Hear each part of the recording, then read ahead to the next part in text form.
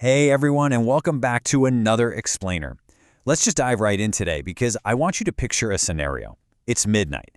The house is completely, absolutely dark. Your living room is dead quiet. Sitting quietly in the corner is your IP camera. You know, the one you bought to keep an eye on the house while you're away? Its little red light is on, meaning it's working. But then, you hear this faint, mechanical whir. The camera lens physically pans across the room, completely on its own. And you know for a fact no one in the house touched the controls. So, who exactly is moving it? It's a pretty chilling thought, right? I mean, we install these surveillance cameras to protect ourselves, to watch over our property. But sometimes, they're actually watching us. A lot of people really don't realize that home IP cameras, baby monitors, and even those high-end corporate security cameras are actually some of the absolute favorite targets for hackers all over the globe. And the reason why is shockingly simple. These devices are always on, they are always connected to the internet, and honestly, they're almost never updated. So let's unpack this in today's explainer and see exactly how hackers compromise these devices. Okay, let's start with Section 1. When cameras watch you, redefining the device. To really wrap our heads around the threat here, we first have to fundamentally change how we think about these innocent-looking pieces of plastic sitting on our bookshelves. Underneath the casing, an IP camera isn't just a camera. It's essentially a miniature computer. Seriously, it's got its own CPU, its own memory, it runs a full Linux operating system, it has a built-in web server, streaming services for video, and often even cloud connection modules like SSH or Telnet. It might be running embedded Linux versions like BusyBox or OpenWRT. And that brings us to the core issue.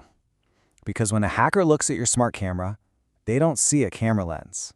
No, they see a long-term, online, fully functional Linux server. And the absolute worst part? It's a server that has no system administrator actively managing its security. It's just sitting out there on the internet, wide open, waiting. Which leads us into Section 2, the hacker's treasure hunt, global reconnaissance. Let's look at how this builds into the very first step of an actual cyber attack. It all starts with reconnaissance. There's this huge misconception that a hacker is just, sitting in a dark hoodie, typing furiously, trying to hack into your specific home network. But usually, it doesn't work like that at all. The very first thing they do is look for targets at scale. They use automated tools, things like Masscan, Nmap, or Zmap, to just scan the entire internet. They're sweeping through thousands of IP addresses a second, literally just looking for any device that happens to be exposed directly to the public web. And they're looking for some very specific digital doors to be open. They'll scan for port 80, which is your standard web interface. They'll look for port 554, which handles the RTSP video streaming protocol we talked about. They'll check alternate ports like 8080, 37777, and even port 23 for Telnet. Look, if you plug your camera in and these ports are exposed to the outside world, your device will inevitably be found by these automated scanners. It's really not a matter of if, it's just when. Moving on to Section 3, Defenseless Vulnerabilities, the dumb hacks. Okay, so the scanner has found your camera.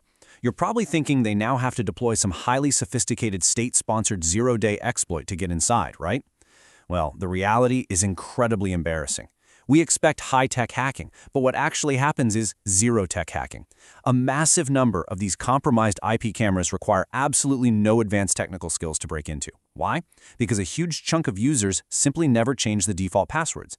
Hackers run automated scripts. It's a technique called credential stuffing. They literally just try the username admin and the password admin, or maybe admin and 123456. Some manufacturers even leave built-in backdoor accounts straight from the factory. The scripts try these plain text passwords automatically, and way more often you'd think they just stroll right through the front door. And guys, it gets even worse when we look at the video streams themselves. So many cameras use that RTSP, the real-time streaming protocol. But a lot of these RTSP streams are completely unauthenticated. Or, incredibly, the password is just written right there into the URL itself. Meaning, a hacker can literally open a totally standard video player like VLC, type in a plain text web address that has the IP, the port, and the default password all right there, and suddenly, boom, they're watching a live feed of your living room, or a corporate office, a factory floor, or a baby's nursery. Now you might be asking yourself, why? Like, why go through the trouble? A camera doesn't hold your credit card numbers or your banking data. Well, there are a few really big reasons. First, obviously, is spying. Hackers learn your routines. They learn when you leave the house, when the place is empty, or when a company's operational hours are. That is highly dangerous intelligence. Second, it's a springboard. Think about it. Your camera's already on your internal network. Once they hack it, they can move laterally to attack your private file storage, your personal PC, or a company's main servers. Third, they want to recruit your device into a botnet. And fourth, because let's face it, people never check their camera's system logs, it makes the absolute perfect permanent backdoor for long-term stealthy access. All right, Section 4, Becoming a Botnet Army, the Catastrophe. That third point we just talked about, building a botnet, is where this completely escalates from a creepy privacy violation in one person's home to a full-blown global internet catastrophe. Let's look at how this infection loop actually works. The reality is that so many of these devices have terribly outdated firmware. Sometimes they just sit there, unupdated for years. Hackers exploit really common flaws in that old code, things like command injection or authentication bypasses, to achieve what's called remote code execution, or RCE. Once they get RCE, they have total access to that underlying Linux shell we mentioned earlier. They install malware, and just like that, your camera becomes a zombie in a massive botnet army, waiting silently in the background to receive remote commands.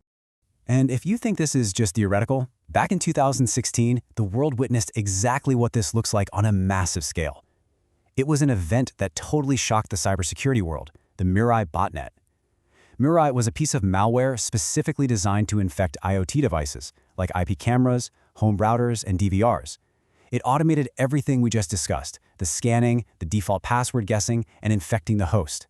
Eventually, it's formed this colossal, sprawling botnet made up of hundreds of thousands of everyday, household smart devices. So the really crucial point here is what they actually did with that massive army. They didn't just spy on people. They weaponized hundreds of thousands of cameras to launch massive distributed denial of service, or DDoS attacks. The collateral damage was absolutely staggering. They literally paralyzed major chunks of the internet. We're talking huge platforms here. Twitter, Netflix, Reddit, and countless other websites were completely taken offline. And the weapon they used for this infrastructure-crippling attack? Just everyday home security cameras. Crazy, right? Okay, let's take a breath.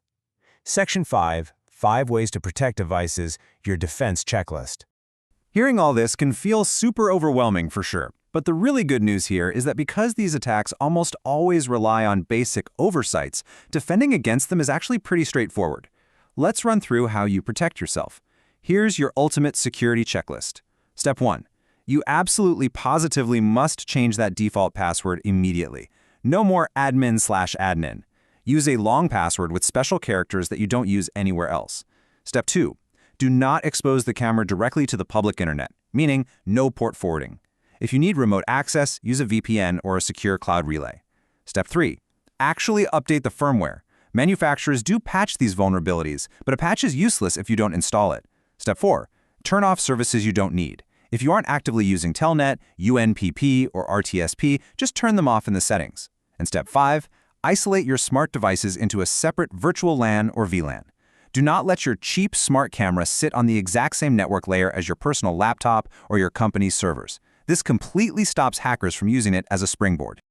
A lot of people naturally assume that if they get hacked, they must have been targeted by some super genius with incredible movie-level technical skills. But in the world of IoT and smart devices, the real danger is way more mundane. It's honestly just default passwords, outdated firmware, and this set-it-and-forget-it mentality we all have where devices are just never updated. Basic, everyday cyber hygiene defeats the vast majority of these automated attacks. I want to leave you with this final thought for today. When you look at the smart devices scattered around your home, really try to see them for what they actually are. An IP camera isn't just a camera. It is a tiny, unmanaged Linux host. And right now, there are billions of them running in homes around the entire world, quietly holding on to our most private moments, just waiting to be secured. So maybe take a moment today, log into your camera's app, and make sure that default password is long gone. Because if your camera is essentially an unmanaged server, what other smart devices on your network are quietly waiting in the dark?